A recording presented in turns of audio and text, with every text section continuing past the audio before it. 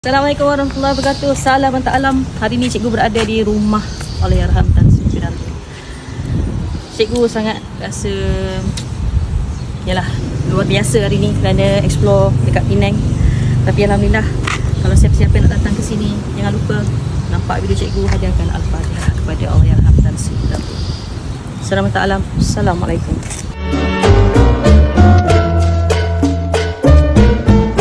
Hilang terang timbul gelap,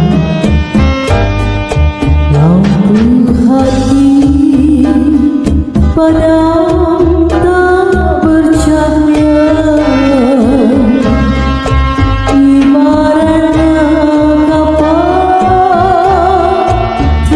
tiada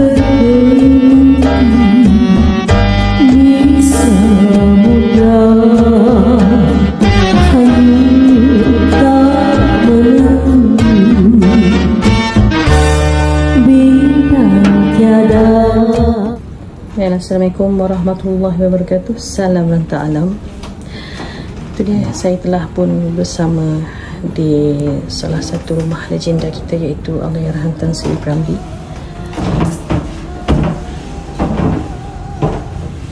Kalau sesiapa melihat, mungkin boleh hadiahkan Al-Fatihah buat beliau, dan doakan semoga arwah berada dalam syurga Allah, insyaAllah.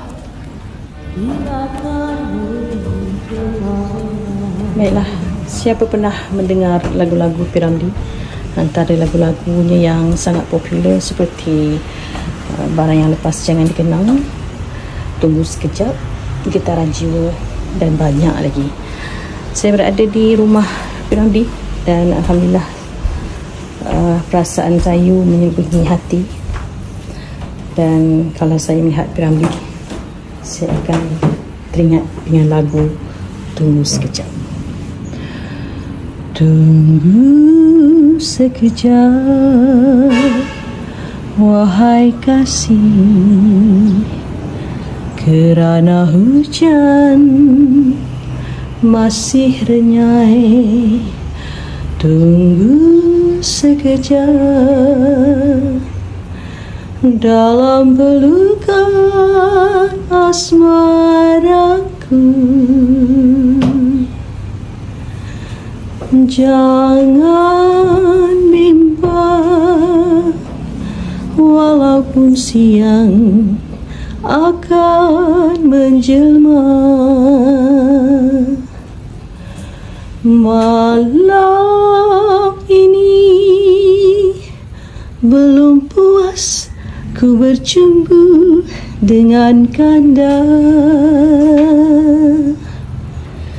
Tunggu sekejap, wahai kasih,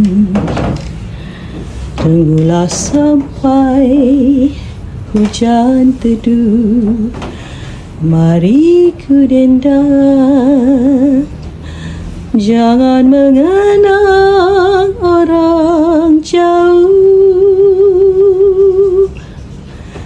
Jangan pulang, jangan tinggalkan aku seorang. Tunggu sekejap kasih, tunggu